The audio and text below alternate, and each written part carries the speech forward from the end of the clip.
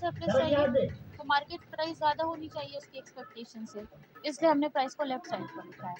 इससे फॉर्मूला भी डिराइव करेंगे, इसलिए देखिए ये बाजार डिस्कशन में कर रहे हैं। गाड़ी इसमें लहंगा बहुत ठीक है। अच्छे अच्छे पहनते हैं ना। ताजा तो इसी कंटेक्स्ट में जो कल ये डिस्कशन मैंने किया था कि सरप्लस और प्रॉफिट ज़रूरी नहीं कि सेम हो, क्योंकि आप लोग प्रोड्यूसर सरप्लस में कंफ्यूज हो रहे हैं कि प्रोड्यूसर का सरप्लस क्या होता है। आप कह रहे थे कि प्रोड्यूसर का सरप्लस एक्चुअली में प्रॉफिट होता है, बट हम आपसे कह रहे थे कि आप लोगों ने प्रॉफिट का फॉर्मूला पढ़ा हुआ है, छिलका नीचे गिरा ठीक दिया। है। आप लोगों ने पढ़ा है कि मान लीजिए प्राइस एंड प्रॉफिट दिखा रहे हैं, तो आप कहते हैं कि टोटल कॉस्ट माइनस रेवेन्यू, हम कॉस्ट माइनस रेवेन्यू दे रहे हैं, ठीक अस्पताल है। में कोमा में पड़ा है। तो आपने कहा कि प्रॉफिट जो है एक बार आपका उसके कॉस्ट हाथ माइनस, हिलता देख के एक नर्स, तो ये जो आपकी कॉस्ट है ये क्या है, ये जो आपने 1 यूनिट को बनाने में जितना भी पैसा खर्च किया, ठीक है, आपने वो मान ली आपकी कॉस्ट है। ये इस कॉस्ट में आपने अपनी एक्स्ट्रा कोई एक्सपेक्टेशन नहीं ऐड की, को खबर पहुंचा। ये आपकी कॉस्ट है। मान लीजिए आपको किसी कमोडिटी को बनाने के लिए, किसी कमोडिटी की 1 यूनिट को बनाने के लिए, मान लीजिए आप 100 रुपए यार आपके फोन में 1% हैंग नहीं हो रहा है, मतलब मेरा टाइप बराबर कर पा रही हूँ, नहीं तो कभी मैं अपने फोन में टाइप कर ही नहीं पाती। तो 100 रुपए आपकी हैंग इतना होता था और फिर आप जितने भी बीच में, सॉरी उल्टा होगा, रेवेन्यू माइनस कॉस्ट बता भी नहीं। ये तुम्हारा पत्नी और तो वो तुम्हारा अगर बेटा, ये आपका कॉस्ट है तुम भी बूढ़े हो चुके हो। 100 और रेवेन्यू जितना आपको मिलेगा मार्केट में, मान लीजिए कॉस्ट आपका 100 है और रेवेन्यू मान लीजिए कि मार्केट में आपको 1 यूनिट के लिए जो प्राइस सेट हुई, मान लीजिए वो 150 हो गई, तो आप कह रहे हैं कि 150 माइनस 100 ये आपका मुझे अभी वो सिनेमा रिलीज होकर 30 साल हो 50, गए। ये आपका हो गया प्रॉफिट, ठीक है। तो ये प्रॉफिट में आपको पता है कि ये प्रॉफिट है, यहाँ पे मतलब घर पे आकर बिजली देखते हैं, हमारा बंदा किधर गया? रेवेन्यू माइनस कॉस्ट की बात करें तो कॉस्ट आपने जो जितना कॉस्ट आ रहा है वही कॉस्ट कॉस्ट 100 है तो 100 है, आप उसमें अपना कुछ नहीं ऐड कर रहे कि आप क्या चाहते ठीक हैं, है, कॉस्ट क्या है और आप दादा की कितना तस्वीर 1 किलो से कमाना चाहते हैं, बचा इसमें कर अंतर हो रखे, सकता मुझे वो है, ठीक है। तुम और आपको रेवेन्यू मान लीजिए मार्केट में 1 यूनिट का 150 हो गया, तो आप कह रहे सारी हैं जायदाद को हासिल करूंगा। 50 रुपए के बराबर हो गया, ठीक है। अब यही सेम इस कंसेप्ट में इसी सेम डिस्कशन को अगर हम उन्हें मना प्रोड्यूसर करके के टेंशन मत दो, थिंकिंग के इसके सेवा में हिसाब जाने से कोई की उत्पादक संभावना क्या है। सोच मैं रहा ही कुछ न कुछ करके है, तो मान लीजिए अभी गाड़ी रेवेन्यू और की बात खरीद करें, जाऊंगा। रेवेन्यू उन्हें के व्यापार बाद करने हमें दो, होगा तुम कि बीच में मार्केट मत की आना। प्राइस है, ठीक है। अगले दिन सपोज देखा करते हैं कि गाड़ी प्रोड्यूसर और की कॉस्ट केला 100 ही दोनों थी, पिता को दिया। लेकिन ये सोचता है केले कि इसको केले की मूर्ति मार्केट को में प्रणाम करके गाड़ी एटलीस्ट धकेलते 120 हुए मिल जाए, गया। कॉस्ट तो ज़्यादा ही सोचेगा, तो ये तो सोचेगा ना कि जितना वो लगा रहा है उससे ज़्यादा मिले क्योंकि वो प्रॉफिट अर्न करना है। तो यहाँ पे कॉस्ट जब हमने लिखी तो वो एग्जैक्ट कॉस्ट उसमें हमने कोई एक्सपेक्टेशन नहीं लगाई, लेकिन जब हम सरप्लस की बात करते हैं तो हमको प्रोड्यूसर सरप्लस समझना है, तो हम ये समझेंगे कि वो प्रोड्यूसर चाहता क्या है, उसकी एक्सपेक्टेशन की बात हम कर रहे हैं, ठीक है। उसको क्या उम्मीद है कि वो कितने में बेच पाएगा मार्केट, तो वो ये उम्मीद कर रहा है कि ठीक है उसके कमोडिटी की 1 यूनिट की कॉस्ट जरूर 100 है, लेकिन वो हर यूनिट को कम से कम 120 पे बेचना चाहता है, 120 से कम पे वो नहीं बेचना चाहता, ठीक है। तो 120 उसकी क्या है, एक्सपेक्टेशन है, और उसकी एक्सपेक्टेशन के बेस पे हम उसका सरप्लस डिसाइड करते हैं। तो 120 पे वो बेचना चाहता है और अब हम देखते हैं कि मार्केट में उसने एक्चुअली में कितने में बेचा, तो मार्केट में उसने बेचा 150 में, तो आप 150 माइनस 120 जो कि उसकी एक्सपेक्टेशन थी, जब आप इसको माइनस करके जो भी आप निकालते हैं, यहाँ इस केस में 30, ये उसका सरप्लस है, this is not profit, profit तो 50 था, ठीक है, प्रॉफिट तो 50 था, सरप्लस उसका 30 है, बिकॉज सरप्लस उसका इस बात पर बेस्ड था कि उसने क्या सोचा कि उसे मार्केट में कितना मिलना चाहिए, वो 150 भी सोच सकता था, ठीक है। हो सकता है उसका प्रेडिक्शन बहुत सही होता, मान लीजिए वो एकदम एग्जैक्ट सोच पाता कि वो 150 में बेचेगा, मान लीजिए उसने मार्केट एनालिसिस बहुत अच्छी की और उसको पता होगा कि कई बार होता है कि जो एनालिसिस बहुत अच्छी होती है मार्केट के बारे में, तो वो लगभग एग्जैक्टली वही प्राइस फिक्स कर देते हैं जो मार्केट में होने वाला है। तो इन दैट केस अगर वो ये एक्सपेक्ट करता कि वो 100 रुपए की कमोडिटी 150 में बेचेगा और उतने में ही बेचेगा, तो आपका सरप्लस उस केस में 0 होता, लेकिन फिर भी प्रॉफिट तो होता 50, क्योंकि कॉस्ट तो 100 की ही लगाई थी ना। तो समझिए प्रॉफिट एक क्या है, एक एग्जैक्ट कॉन्सेप्ट है, एग्जैक्ट कॉन्सेप्ट ये है कि यहाँ पर हम लोग एग्जैक्टली कॉस्ट और रेवेन्यू की बात कर रहे हैं, इसमें किसी ह्यूमन बीइंग की किसी थिंकिंग की बात नहीं कर रहे, हम ह्यूमन बिहेवियर की बात नहीं कर रहे, हम ये भी बात कर रहे हैं कि कोई क्या सोचता है, हम ये बात कर रहे हैं कि क्या है एक्चुअली, हम हाँ, फैक्ट्स की बात कर रहे चोरी का व्यापार हैं। तो जब आप प्रॉफिट की बात कर रहे हैं तो आप फिगर्स जो है जो फैक्चुअल है उनकी आप बात कर रहे हैं। जब आप सरप्लस की बात कर रहे हैं तो आप किसी के थॉट प्रोसेस की बात कर रहे हैं, कोई क्या एक्सपेक्ट कर रहा है। तो सरप्लस और प्रॉफिट में जो डिफरेंस है वो इस बात का है कि प्रॉफिट एग्जैक्ट वैल्यूज पर बेस्ड होता है, सरप्लस आपकी कुछ एक्सपेक्टेड वैल्यूज पर बेस्ड होता है। ठीक है, अब मैं इससे क्या बेटर मैं समझाऊं कि आपको समझ में आया आकाश। मैंने कल भी इसको समझाया था। अच्छा मान लीजिए आप एक प्रोड्यूसर हैं और आप कुछ बना रहे हैं, ठीक है, मार्केट में आप सप्लाई करते हैं सामान, हर साल आप कुछ ना कुछ बेचते हैं। इस साल आपने सोचा कि कुछ इनोवेशन करते हैं और आपने अपना जो भी आप कमोडिटी बेचते थे उसको छोड़ के आप कोई और नई कमोडिटी बनाना है। आपको लगा कि मार्केट में डिमांड बदल रही है तो मुझे उसके हिसाब से कोई नई कमोडिटी मार्केट में बेचनी चाहिए, ठीक है। तो आप एक नई कमोडिटी मार्केट में सप्लाई करने के लिए आप बना रहे हैं। उस कमोडिटी को बनाने के लिए आप पैसे खर्च करेंगे। हम एक यूनिट की बात कर रहे हैं, ठीक है, हम ये नहीं कह रहे कि आप टोटल कितना बना रहे हैं, सिर्फ एक यूनिट की बात कर रहे हैं। तो एक यूनिट को बनाने के लिए आप कुछ पैसे खर्च करेंगे, आप कुछ सामान लगाएंगे, आप हो सकता है लेबर से काम करवा रहे हो, आप पेमेंट करेंगे, आप अपना कुछ पैसा लगा रहे हो, ये सब कुछ मिला के एक यूनिट आपका बनेगा, ठीक है। तो हर एक चीज आप ऐड करेंगे कि इस एक यूनिट को बनाने में आपने टोटल कितना पैसा लगाया, ऐड करेंगे। तो आप उसमें क्या क्या ऐड करेंगे, आप ऐड करेंगे कि आपने जो कच्चा माल खरीदा था उस सामान को बनाने में वो आपने कितने में खरीदा था, आपने लेबर को कितना पेमेंट किया, आपको वो सोचेंगे, आप उसको ऐड करेंगे। फिर आप ऐड करेंगे कि मान लीजिए उस एक यूनिट को बनाने के लिए आपने कोई मशीन का यूज किया था, तो वो मशीन मान लीजिए बिजली से चलती है, तो उस एक यूनिट को बनाने के लिए मशीन कितनी देर चली और उतनी देर में कितने की बिजली खर्च हुई, आप इसको जोड़ेंगे। मतलब आप छोटे छोटे सारे खर्चे जोड़ेंगे। फिर उस एक यूनिट को मार्केट तक पहुंचाने में आपने कितना ट्रांसपोर्टेशन कॉस्ट लगाया, आप वो जोड़ेंगे। सब कुछ जोड़ के आपने ये देखा कि इस एक यूनिट को बनाने में कुल आपका मान लीजिए 500 खर्च हुआ। मामी यार आज से हम लोग ठीक है? पढ़ाई स्टार्ट कर आपका देते कुल हैं 500 खर्च हो गया। बीएड वाली। इसमें आपने ये मैंने आपको बोला था ना कि मामी आप पहले सिलेबस लिखिएगा, कि आपका 500 खर्च हुआ, ठीक है। पहले आप सिलेबस, अब अगर आपका 500 खर्च फिर हुआ भी आप कॉपी में उसको नोट डाउन करेंगी ना तो आपका थोड़ा ये मतलब होगा कि इसको देखो ये क्या होता है। ऐसे मोबाइल में देखेंगे ना तो मतलब नहीं तो रहेगा। क्या आप पहले बार में ये एक बार उसको लिखिए, 500 में बेचना चाहते उसके बाद से ना एक एक चैप्टर पढ़िए। हैं? इजी, बहुत इजी है मामी। हाँ वही तो चैप्टर ही देते हैं वो लोग पूरा। हाँ क्यों नहीं कहेंगे, आप क्यों नहीं कहेंगे कि आप 500 में ही बेचना चाहते हैं? हाँ पूरा चैप्टर वो लिखा रहता है हर एक पेपर का, बस देखिए फिर भी इंसान नहीं पढ़ पाता है।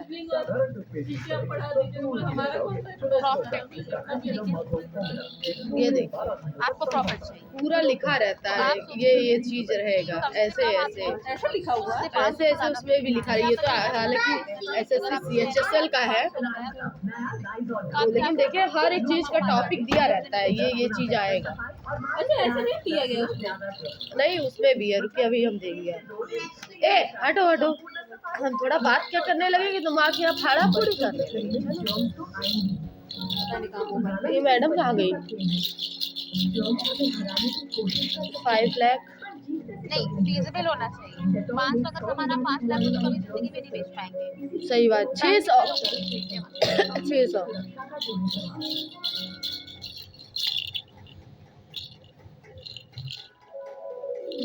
जितना मिल जाए, पर आप कुछ तो सोचेंगे ना कि कम से कम मुझे इतना मिल जाए। वो रूम में आके पढ़ लिए ये तो। हाँ मैं जा ही 500 का सामान सही बनाया, बात। ठीक है, एक यूनिट आपने 500 की बनाई, तो चलिए मान लीजिए कि क्या ठेका जा रहा कुछ बच्चे इतने बदतमीज है ना कि मैडम मेरी गुस्सा आ जाती है। और हम लोग है।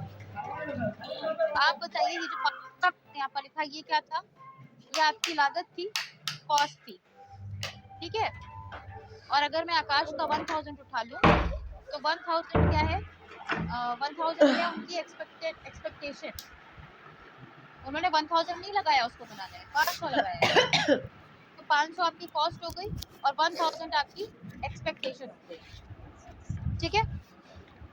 अब सपोज करते हैं मार्केट में जो प्राइस तय हुई, जहाँ पर डिमांड और सप्लाई इस कमोडिटी की बराबर हुई, ये जो प्राइस थी सपोज करते हैं 1200 पे सेट हुई, यहाँ पर प्राइस आपकी 1200 थी, यानी आप एक यूनिट 1200 में बेचोगे।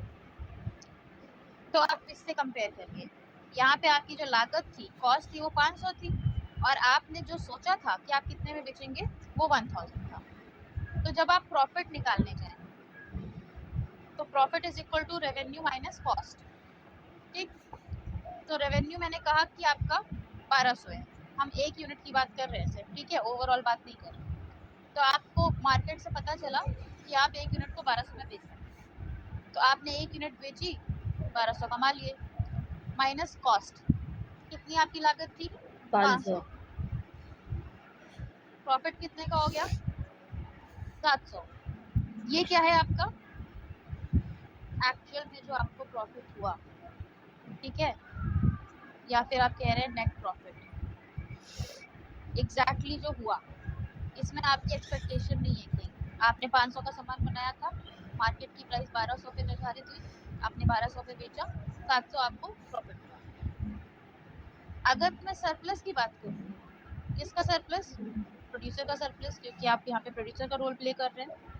तो प्रोड्यूसर ने सोचा था, यानी कि आपने सोचा था कि आप 1000 में बेचेंगे, मतलब आपको कम से कम 1000 मिले, राइट। तो आपने सोचा था कि आपको 1000 मिले और आपको मिला कितना 1200।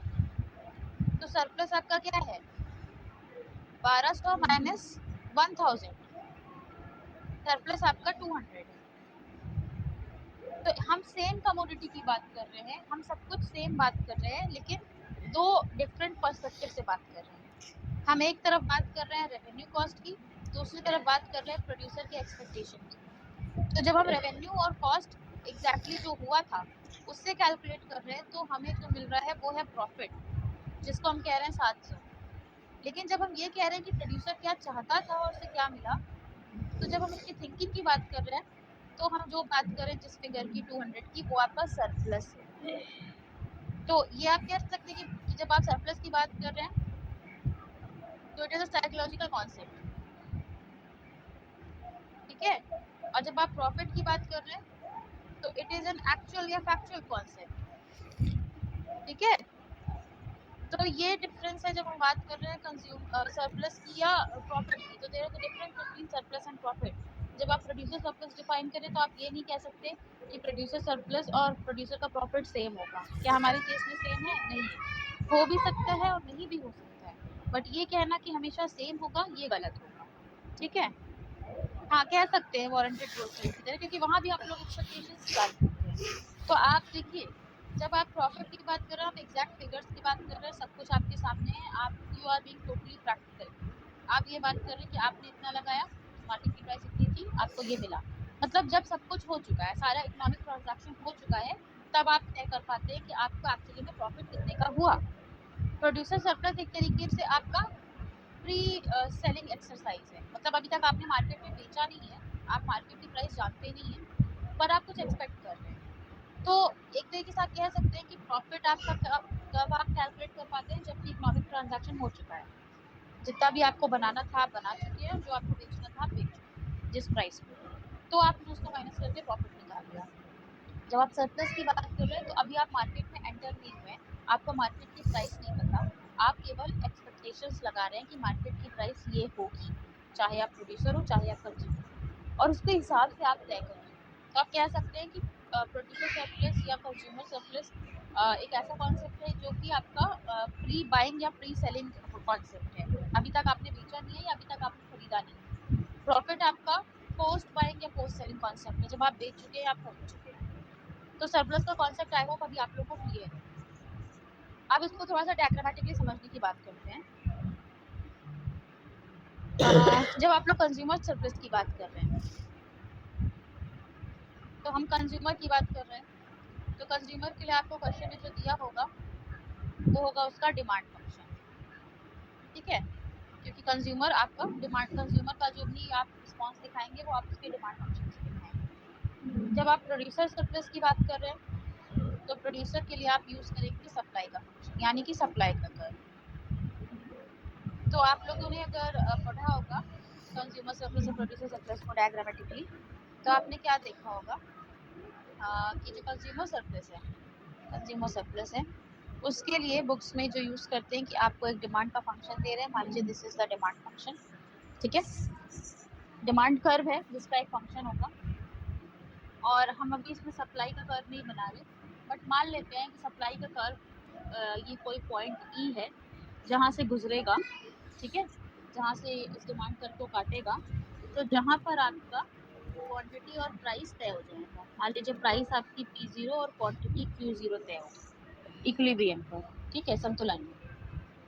ये तब आप क्वांटिटी दिखा रहे हैं y एक्सिस पे, और आप y एक्सिस पे आप प्राइस दिखा रहे हैं, जो आप नॉर्मली दिखाते हैं। तो जो ये आपका कंज्यूमर है, इसका जो डिमांड कर्व है, मान लीजिए मैं इसको नेम कर दूं DD इसका डिमांड कर्व है। और इक्विलिब्रियम पर अगर हम एक टेंटेटिव यहाँ पर एक सप्लाई कर्व ऐसे कुछ रफ बना दें, मान लीजिए ये कोई सप्लाई कर्व था, तो ये इस डिमांड कर्व को पॉइंट ई पर काट रहा है। तो यहाँ पर कंज्यूमर सरप्लस कैसे पता चल रहा है? ये जो कंज्यूमर था इसने सोचा था ये कितना पे करेगा, ये उतना पे करेगा जितना कि एरिया है अंडर द डिमांड कर्व, ठीक है। ये डिमांड कर्व है इसका, जो उसके नीचे का जो एरिया है, area under the demand curve, उतना वो पे करने को तैयार था। यानी अगर हम OQ0 क्वांटिटी की बात करें तो ये पूरा एरिया वो इतना अमाउंट वो पे करने को तैयार था, यानी वो OD अमाउंट वो पे करने के लिए तैयार था, OD प्राइस वो पे करने के लिए तैयार था, ठीक है। मार्केट की प्राइस कहाँ पर सेट हुई? OP0 पर। तो इतनी जो प्राइस थी P0D, जो उसने ज़्यादा एक्सपेक्ट करी थी, वो उसको नहीं पे करनी पड़ी। यानी इक्विलिब्रियम पर क्वांटिटी कितनी बिक रही है? OQ0, यानी कितनी डिमांड कर रहा है? OQ0 क्वांटिटी के लिए ये OD प्राइस पे करने को तैयार था, बट ये मार्केट में जो प्राइस सेट हुई इसके लिए इसको सिर्फ OP0 प्राइस पे करनी पड़ी। यानी कि जो ये वाला एरिया है, ये वाला जो ट्रायंगल है एक तरीके से P0DE, ये वाला पार्ट इसका बच गया, इसको हम कह सकते हैं कि ये इसका कंज्यूमर सरप्लस है। यानी कि ये ज़्यादा पे करने को तैयार था, ये ODEQ0 इतना पे करने को तैयार था, ये पूरा एरिया, लेकिन एक्चुअली में इसने पे कितना किया? इसने पे सिर्फ ये वाला एरिया किया, OP0 इंटू OQ0। यानी ये पे करने को ज़्यादा तैयार था, इसने पे कितना किया? इसने पे कम किया, इसने जितना मार्केट की इक्विलिब्रियम पे प्राइस और क्वांटिटी सेट हो रही थी उसने उतना पे किया, यानी कि इसने OP0EQ0 पे किया। तो जो ये वाला शेडेड एरिया था वो कंज्यूमर सरप्लस था इसका। तो यानी विलिंगनेस टू पे माइनस एक्चुअल पेमेंट या एक्चुअल प्राइस, ये आपका था कंज्यूमर सरप्लस,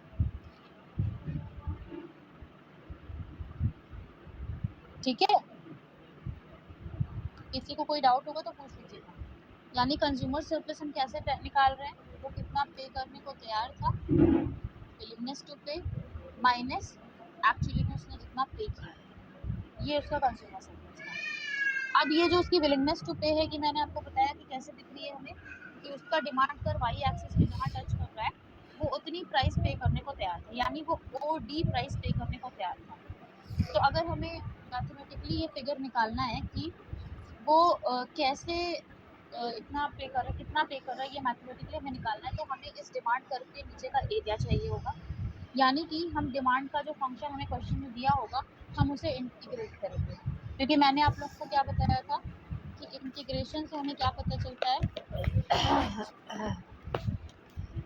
इंटीग्रेशन से हमें पता चलता है एरिया अंडर द डिमांड,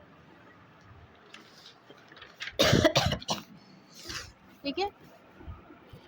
तो इंटीग्रेशन से हमें एरिया अंडर द डिमांड का पता चलता है। तो अगर हमें डिमांड कर्व के नीचे का एरिया चाहिए यहाँ तक मान लीजिए,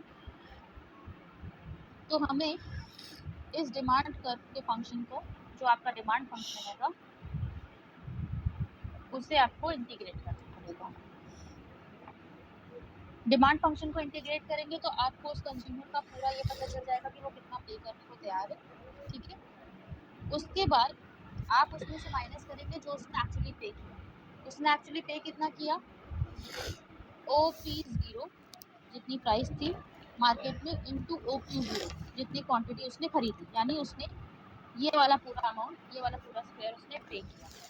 पे कितना करने को तैयार था, पे करने को वो तैयार था ये पूरा ग्रीन वाला एरिया, लेकिन उसने पे कितना किया, सिर्फ ये रेड वाला एरिया। तो ये जो बच गया जो ग्रीन वाला पार्ट, ये तो उसका था कंज्यूमर सरप्लस जी। ठीक है। तो जब हम कंज्यूमर सरप्लस का फॉर्मूला लिखते हैं तो कंज्यूमर सरप्लस का फॉर्मूला क्या होता है, इंटीग्रेशन ऑफ, मान लीजिए आपका कोई डिमांड फंक्शन है, मान लीजिए वो x के रिस्पेक्ट में है तो विद रिस्पेक्ट टू dx, या मान लीजिए dq कर दूं अगर क्वांटिटी है तो, माइनस जितना प्राइस थी मार्केट में, मान लीजिए हमारे केस में OP0 थी, इनटू जितनी उसने क्वांटिटी खरीदी Q0। मैंने क्या कहा आपसे, फिर से समझिए।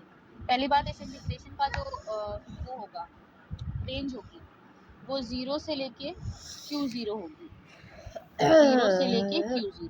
आप इस रेंज में फंक्शन को इंटीग्रेट कर रहे हैं। आपको इतने ही एरिया में डिमांड फंक्शन का एरिया अंडर द कर्व चाहिए, तो आप डिमांड फंक्शन को इंटीग्रेट कर रहे हैं, तो आपको इतने एरिया का, ये पूरे एरिया का आपको एरिया अंडर द कर्व मिल जा रहा है, और माइनस आप उसमें से क्या कर रहे हैं, जो आपने एक्चुअली में पे किया T0 इंटू Q0। तो ये आपका कंज्यूमर सरप्लस क्लियर है। यानी कि कंज्यूमर सरप्लस अगर मैं एरिया वाइज लिखूं ऊपर वाले एग्जांपल में, तो ODEQ0 माइनस OP0 EQ0। जिसको नहीं समझ में आया हो पूछ लीजिए, और अगर समझ में आ गया तो कह दीजिए हाँ क्लियर है, फिर मैं आगे थोड़ी सी चलती हूँ।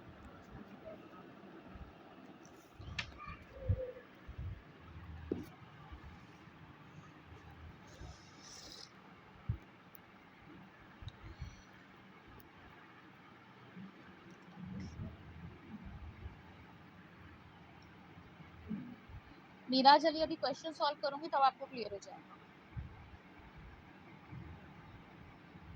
DQ क्यों लिखा मैंने, हो सकता है डिमांड फंक्शन इसका D is equal to 3 minus 2Q, हो सकता है ऐसा रहा हो। तो ऐसा रहा हो तो ये जो आपका इधर जो वेरिएबल होगा आप उसके रिस्पेक्ट में उसको इंटीग्रेट करेंगे ना। फॉर्मूला एक फिर से डिस्कस कर लेते हैं, एक सेकंड। मैंने जो फॉर्मूला लिखा पहले वो समझिए और फिर उसको डायग्राम से रिलेट करिए। मान लीजिए आपका कोई डिमांड फंक्शन दिया है क्वेश्चन में, डिमांड फंक्शन आपका नाम है, हाँ जिसके फॉर्म में होगा आपको वो लिखना पड़ेगा। मैंने यहाँ पर एक्चुअली डायग्राम में क्यों लिया था, इसलिए क्यों लिख दिया, आपको जो दिया होगा क्वेश्चन में आप उसके हिसाब से लिखें, ठीक है। तो मान लीजिए आप लोगों को कोई डिमांड फंक्शन क्वेश्चन में दिया है, P is equal to 25 minus 3Q suppose करते हैं, ठीक है।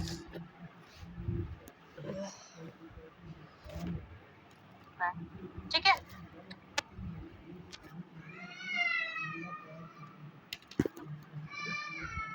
तो मैंने यहाँ पर लिखा था, आप लिख रहे हैं, मान लीजिए फंक्शन जो आपका Q का है विद रिस्पेक्ट टू DQ, आप इस फंक्शन को इंटीग्रेट कर रहे हैं। इसकी रेंज क्या होगी, इसकी रेंज होगी 0 से जहाँ तक आपका इक्विलिब्रियम है। क्यों, क्योंकि आपने कहा ये आपका डिमांड फंक्शन है, डिमांड कर्व है।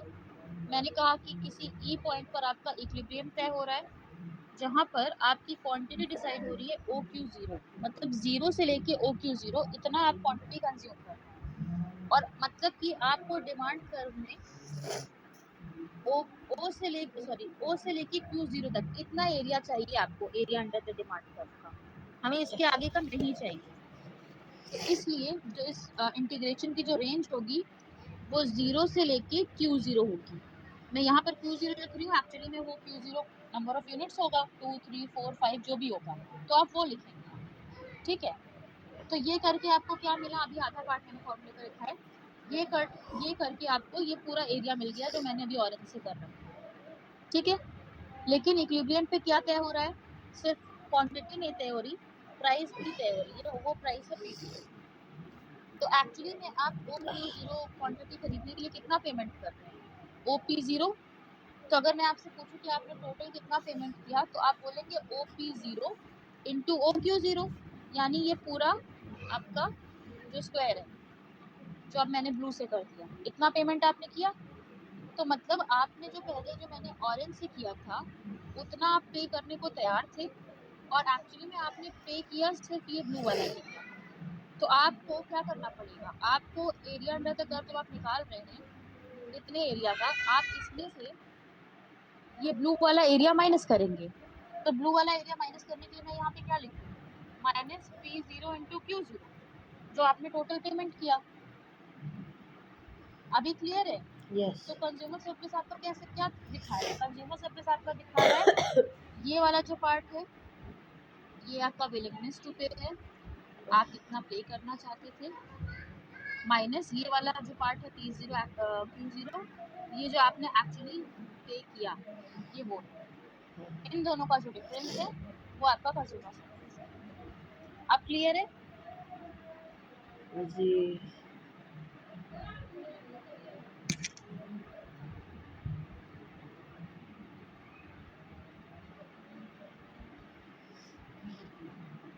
अब इसी तरीके से प्रोड्यूसर सरप्लस समझते हैं। प्रोड्यूसर सरप्लस के लिए हमें डिमांड करनी चाहिए होगा, हमें सप्लाई करनी चाहिए होगा। ठीक है, क्योंकि हम प्रोड्यूसर की बात कर रहे हैं, तो प्रोड्यूसर के लिए हमें सप्लाई कर्व चाहिए। तो सप्लाई कर्व का आपका एक सप्लाई का फंक्शन दिया होगा क्वेश्चन में। तो प्रोड्यूसर के केस में क्या है कि वो जितना मार्केट में जिस प्राइस पर बेचने को वो तैयार हो रहा है उससे ज़्यादा पर वो बेच पा रहा है, यानी कि प्रोड्यूसर के केस में जो इक्विलिब्रियम प्राइस है वो किसी ज़्यादा लेवल पे तय हो रही है जितना उसने सोचा नहीं था। ठीक है, P0 Q0 का इंटीग्रेशन नहीं होगा अंकित, वो एक फंक्शन नहीं है। आपको क्वेश्चन में P यानी जो प्राइस है और Q यानी जो क्वांटिटी है, उनमें से किसी एक की वैल्यू आपको दी होगी क्वेश्चन में, तो दूसरे की वैल्यू आप डिमांड फंक्शन में रख के निकाल लेंगे, तो ये आपका एग्जैक्ट फिगर होगा, केवल फंक्शन इसका होगा, तो आपको सिर्फ ये इंटीग्रेट करना है, इसकी तो आपके पास एग्जैक्ट वैल्यू है। अभी हम लोग सॉल्व करेंगे तो आप लोगों को क्लियर हो जाएगा। तो क्या प्रोड्यूसर पे आ गए, तो प्रोड्यूसर सरप्लस के लिए हमें सप्लाई कर्व चाहिए जिसका एक सप्लाई फंक्शन होगा। ठीक है, तो सप्लाई कर्व इसका बना लेते हैं पहले। तो मान लीजिए ये उसका सप्लाई कर्व है, इधर हम वाई एक्सिस पे फिर से प्राइस दिखा रहे हैं और एक्स एक्सिस पे हम लोग क्वांटिटी दिखा रहे हैं।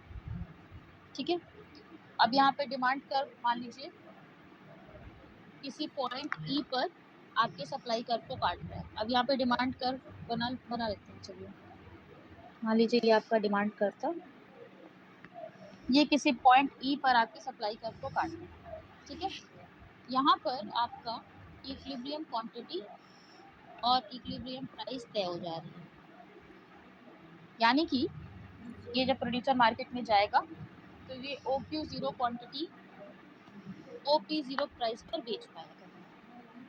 ठीक है,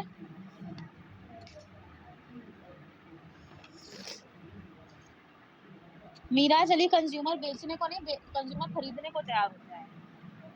आपने ये जो लिखा है ये उल्टा लिखा है, कंज्यूमर खरीदने को जितने पर तैयार है उससे कम प्राइस में उसको वही सेम चीज मिल जाती है, तो उसका सरप्लस हो रहा है। कंज्यूमर आपका उपभोक्ता है, उत्पादक नहीं है। प्रोड्यूसर की बात करते हैं, तो प्रोड्यूसर जो है मार्केट में एंटर करता है, उसका ये सप्लाई कर्व है, सप्लाई कर्व वाई एक्सिस को कहाँ पर छू रहा है, इस पॉइंट पे छू रहा है। मान लीजिए मैं इसको पॉइंट S नेम कर देती हूँ। ठीक है, तो यानी कि ये जो प्रोड्यूसर है ये आपका चाहता है कि इसको कम से कम ओएस प्राइस मार्केट में मिल जाए। ये वाई एक्सिस पे हम लोग प्राइस दिखा रहे हैं ना, तो वाई एक्सिस में इसका सप्लाई कर्व जहाँ पर टच कर रहा है वहाँ पर ये तय हो रहा है कि ये प्रोड्यूसर क्या चाहता है कि इसको मिनिमम कितनी प्राइस मिल जाए। तो ये चाहता है कि इसको मिनिमम ओएस प्राइस मिल जाए, ठीक है। प्राइस मार्केट में है कितनी, ओपी 0। तो अगर इक्विलिब्रियम पे ये जो क्वांटिटी आप लोग की निर्धारित हो रही है OQ0, इसके बारे में बात की जाए तो हमें चाहिए होगा प्रोड्यूसर के सप्लाई कर्व के अंडर का एरिया, कहाँ तक, 0 से OQ0 तक, सॉरी 0 से Q0 तक हमें इतने का एरिया चाहिए सप्लाई कर्व के नीचे का। यानी कि हमें ये एरिया चाहिए, ये क्या है, जितने पर प्रोड्यूसर बेचने को तैयार था। और एक्चुअली में वो बेच कितने में रहा है, वो बेच रहा है आपका OP0 पर वही सेम क्वांटिटी। यानी उसे मिल कितना रहा है, उसे OP0 इंटू OQ0 मिल रहा है, मतलब उसे ये पूरा स्क्वायर मिल रहा है। जो मैंने ग्रीन में लिखा है, ग्रीन में मार्क किया है, इतना वो एक्सपेक्ट कर रहा था, और जो मैंने पर्पल में मार्क किया है, इतना एक्चुअली में उसको मिल रहा है। यानी कि उसको मिल ज़्यादा रहा है, उसने एक्सपेक्ट कम किया था, ठीक है। तो ऑब्वियसली हम सरप्लस की बात कर रहे हैं, तो हम ज़्यादा वाली क्वांटिटी पहले लिखेंगे। तो जब हम प्रोड्यूसर सरप्लस का फॉर्मूला देखेंगे तो यहाँ पर हमारी ज़्यादा वाली क्वांटिटी कौन सी है, जो उसको मिल रहा है। उसे क्या मिल रहा है, वो OQ0 क्वांटिटी को मार्केट में OP0 प्राइस पे बेच रहा है, तो उसको ये पूरा स्क्वायर मिल रहा है। यानी P0 Q0 उसको मिल रहा है, वो Q0 क्वांटिटी को P0 प्राइस पे बेच रहा है, तो ये उसका टोटल रेवेन्यू है जो उसे मिल रहा है। माइनस करेंगे वो वाला पार्ट जो उसने एक्सपेक्ट किया था कि उसको मिलना चाहिए। तो वो वाला पार्ट कौन सा है, वो वाला पार्ट ये ग्रीन वाला पार्ट है। और ये आप कैसे निकालेंगे, ये वाला पार्ट आपका सप्लाई कर्व के नीचे का एरिया है। तो आप सप्लाई फंक्शन जो आपको क्वेश्चन में दिया होगा, आप इंटीग्रेट करेंगे। आपका मान लीजिए ये कोई सप्लाई फंक्शन दिया हुआ क्वेश्चन में विद रिस्पेक्ट टू मान लीजिए DQ, आप उसे इंटीग्रेट करेंगे और उसकी जो रेंज होगी वो होगी 0 से लेके Q0, 0 से लेके Q0। तो आपको मिल जाएगा ये ग्रीन वाला पार्ट, जो कि वो पार्ट था जो प्रोड्यूसर पे कर जो प्रोड्यूसर एक्सपेक्ट कर रहा था कि उसको मिलना चाहिए।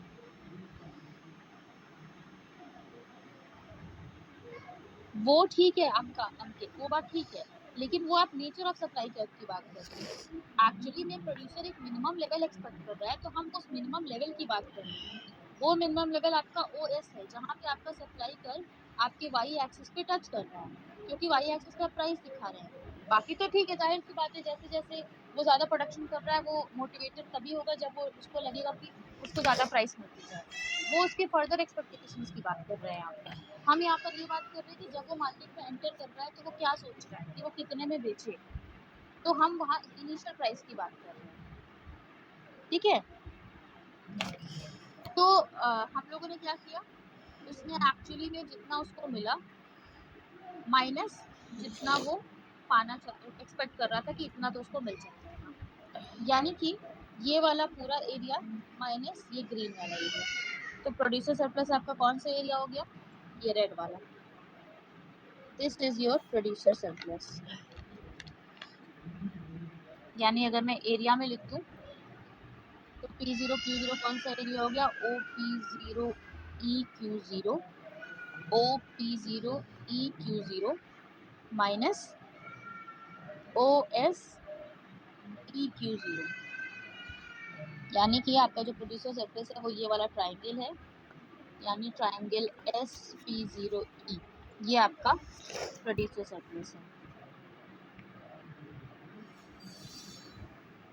मीराज अली 10 में खरीदना चाहता था, 5 रुपए में मिल गया, हाँ यही कंज्यूमर सरप्लस है। अब किसी को कोई चीज नहीं समझ में आई हो तो फिर से पूछ लीजिए। हम लोग यहाँ पर नेचर ऑफ डिमांड या नेचर ऑफ सप्लाई कर्व की बात नहीं कर रहे हैं। हम ये बात कर रहे हैं कि जब कंज्यूमर मार्केट में एंटर करता है या जब प्रोड्यूसर मार्केट में एंटर करता है तब उनकी क्या एक्सपेक्टेशन है, और उसके अकॉर्डिंग फिर हम लोग ये देखते हैं कि मार्केट की प्राइस कहाँ पर सेट हो रही है, एंड अकॉर्डिंगली फिर हम देखते हैं कि सरप्लस कितना हो। ये कॉन्सेप्ट आप लोगों ने BA फर्स्ट ईयर में पढ़ा हुआ है, मैंने फिर भी बहुत टाइम दे दिया इस कॉन्सेप्ट के साथ। अभी क्लियर है, यस। यस और नो?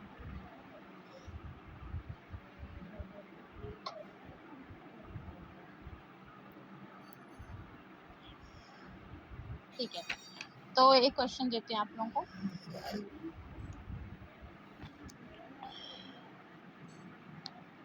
क्वेश्चन में तो एक डिमांड फंक्शन दिया हुआ है। डिमांड फंक्शन आपका है p is equal to 42 minus 5q minus Q square. आपको क्या करना है, क्योंकि डिमांड फंक्शन दिया हुआ है, तो find the consumer surplus. Consumer surplus निकालना है आप लोगों को। Given that the market price, यानी कि p की वैल्यू आपको दिया हुआ है, p इज इक्वल टू 6। तो जब देखिए क्वेश्चन में आपको या तो p की वैल्यू दी होगी या तो q की वैल्यू दी होगी, ठीक है। सबसे पहला काम आप देखिए क्या दिया हुआ है, आपको यहाँ पर p की वैल्यू दी हुई है, तो आपका काम है p की वैल्यू यहाँ इस डिमांड फंक्शन में सब्स्टिट्यूट करके q की वैल्यू निकालना है। यानी p की जगह आप रख दीजिए 6 is equal to 42 minus 5q minus Q square, या फिर सारा इक्वेशन ले आइए आप राइट साइड पर, इसको 6 पे इधर लेते जाइए, तो 42 minus 6 36 minus 5q minus Q square is equal to 0। Equation factorize करने वाला है, इसको फैक्टराइज करिए, देखिए q की क्या वैल्यूज आ रही है।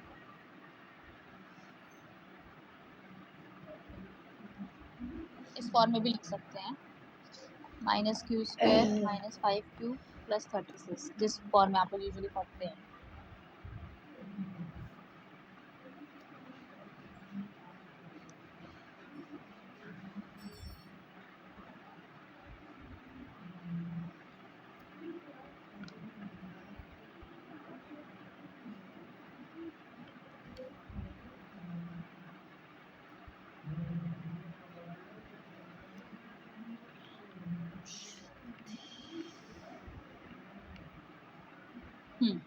तो q की दो वैल्यूज आ रही है -9 और q की एक दूसरी वैल्यू है 4, और q यहाँ पर क्या है आपका क्वांटिटी, आपने कितनी मात्रा बनाई, तो ऑब्वियसली बात है वो नेगेटिव नहीं हो सकता, तो हम लोग पॉजिटिव वाली वैल्यू को टेक ओवर करेंगे, ठीक है। तो अब आपको क्वेश्चन में दो इन्फॉर्मेशन दी है, p की वैल्यू 6, q की वैल्यू 4। मतलब अगर मैं इसका डायग्राम बनाऊं, क्योंकि हम लोग कंज्यूमर सरप्लस की बात कर रहे हैं, तो इक्विलिब्रियम पर आपकी q की वैल्यू 4 है और प्राइस आपकी 6 है। तो जब आप इंटीग्रेट करेंगे डिमांड फंक्शन को, तो उसका रेंज होगा 0 से 4, ठीक है। तो कंज्यूमर सरप्लस के लिए हम लोग ने क्या फॉर्मूला पढ़ा था कि हम लोग डिमांड फंक्शन को इंटीग्रेट करेंगे, integration of demand function range होगी 0 से 4। डिमांड फंक्शन आपका है 42 minus 5q minus Q square with respect to dq and minus p into Q. p into Q अब आपने क्वेश्चन से निकाल ही रहे, p आपका 6 था और q आपका 4 है, ठीक है। तो अब वर्कआउट करिए और बताइए कि क्या आएगा। इंटीग्रेशन करेंगे तो क्या होगा, इंटीग्रेट करेंगे इस फंक्शन को, तो आपका क्या हो जाएगा, ये 42q minus 5q square by 2 minus Q cube by 3, और रेंज है इसकी 0 से 4 and minus p into Q, यानी 6 इंटू 4। ये लीजिए।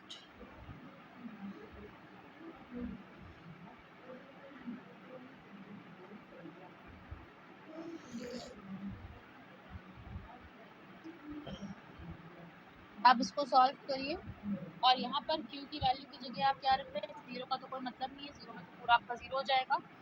q की वैल्यू 4 रखिए और देखिए कि आपका क्या आ रहा है, तो आपका 24 हो जाएगा। इधर वाला बताइए अंदर क्या है, 42 into 4 168 minus 80 by 2 minus 64 by 3। 0 का निकालने का मतलब ही नहीं है, 0 का मतलब तो 0 है, तो जो भी आएगा वो 0 से माइनस होकर तो वही रहने वाला है। तो फाइंड आउट करिए और बताइए क्या आ रहा है कंज्यूमर सरप्लस।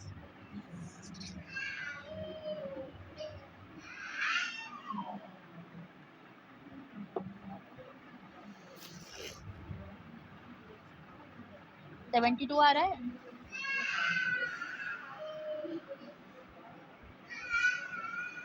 और भी कोई बताइए।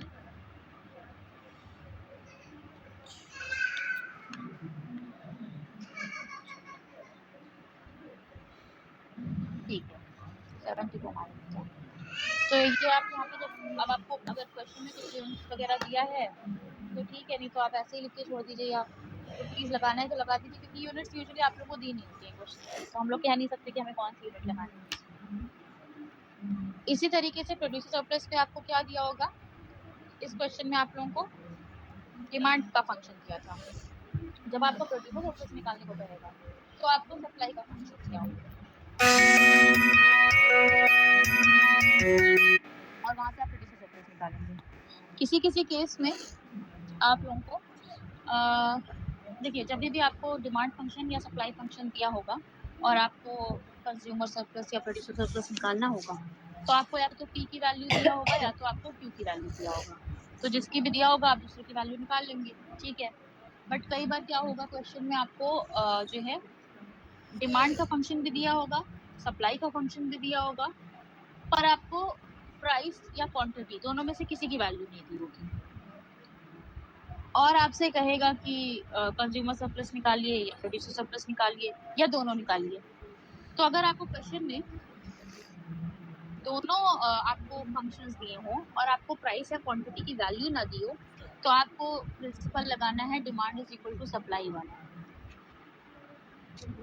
क्योंकि demand is equal to supply जब आप करते हैं तब आपको इक्विलिब्रियम प्राइस और इक्विलिब्रियम क्वांटिटी मिलती है। मीरा जली, पिंटू पटेल, शिवांशु द्विवेदी, आप सबने गलत आंसर दिया था। अंकित मौर्य का आंसर ठीक है, 82.67 है। कैलकुलेशन में थोड़ा आप लोग अपना हाथ साफ करिए, नहीं तो एग्जाम में सारा वो गलत हो जाना है। मैंने आप लोगों को टोका नहीं, क्योंकि मुझे था कि अभी आप लोग पहले खुद सॉल्व कर लीजिए और लोग। खैर, तो देखिए, मैं अभी मैं आप लोगों के साथ नेक्स्ट क्लास में कुछ और क्वेश्चंस भी डिस्कस करूंगी, क्योंकि ये तो एकदम स्ट्रेट फॉरवर्ड क्वेश्चन था जो हमने आप लोगों के साथ डिस्कस किया है। एक प्रोड्यूसर सरप्लस का डिस्कस करने के बाद एक थोड़ा सा मार्केट ओरिएंटेड क्वेश्चन डिस्कस करेंगे, जहां पर जो मैं आपको समझा रही हूँ उस तरह की इन्फॉर्मेशन दी होगी। तो इन द मीन वाइल आप लोग देख लीजिए इस तरह के जो भी क्वेश्चंस हैं, उसमें आप लोग जितने भी लगा पाए लगाइए, जो नहीं लगा पाएंगे वो हम लोग डिस्कस करेंगे क्लास में। अभी मैं एक दो टाइप के इसी में कंज्यूमर सरप्लस प्रोड्यूसर सरप्लस में आप लोग के साथ और क्वेश्चंस डिस्कस करूंगी, और इसके बाद हम लोग मूव करेंगे प्रोबेबिलिटी वाले पार्ट पर, जो आप लोग का प्रोबेबिलिटी वाला टॉपिक है। नेक्स्ट क्लास में वेंसडे कल नहीं ले रहे हैं हम, नेक्स्ट क्लास अब हम लेंगे सीधे सैटरडे को, ठीक है। यही होता है शिवांशु, जब क्लास में जब ये एटीट्यूड होता है ना बच्चों का, एग्जामिनेशन में किसी एक का आंसर पूछ लिया, बच्चा तुम्हारा ये आ रहा है, अच्छा मेरा ये नहीं आ रहा है, तब तो मेरा ही गलत होगा, तो फिर मैं अपना चेंज कर लेता हूँ, कुछ भी करके वो आंसर लेके आता हूँ, फिर माउथ पब्लिसिटी होते होते सब लोग वही आंसर लाना चाहते हैं, तो अल्टीमेटली जो एक गलत करता है सब लोग उसको फॉलो करते हैं, और फिर अल्टीमेटली सब लोग वही काम करते हैं। तो अपने ऊपर कॉन्फिडेंस रखिए, आप लोग इतना आप लोग पढ़ चुके हैं कि आप लोग अपना आंसर सही निकाल सकते हैं। दूसरे के कॉन्फिडेंस को अपने कॉन्फिडेंस पर ओवरटेक मत करने दीजिए। मैंने इसीलिए नहीं टोका आप लोगों को। हम अच्छा सुनिए, हम लोग नेक्स्ट क्लास सैटरडे को लेंगे, कल मैं नहीं ले रही हूँ क्लास। रवीन सर ने इस week I think class off की है, क्योंकि मास्टर्स के इंटरनल्स हैं तो थोड़ा वो बिजी हैं, सभी लोग बिजी हैं, तो सैटरडे को नेक्स्ट क्लास होगी मेरी, ठीक है। Saturday 9:50 CMP live. Amit Shukla, viva आप लोगों का एग्जामिनेशन के बाद ही होता है, तो अब आप लोग का प्रपोज्ड एग्जामिनेशन जब भी है एक बार उसका वो आने दीजिए टाइम टेबल, तो एग्जाम के बाद ही रखते हैं वो लोग, फिर इन्फॉर्मेशन जब जैसी होगी मैं आप लोगों को कन्वे करूँगी,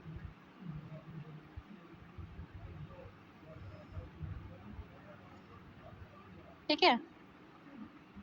चलिए फिर क्लास ओवर कर रहे हैं, सैटरडे को मिलते हैं फिर नेक्स्ट क्लास में।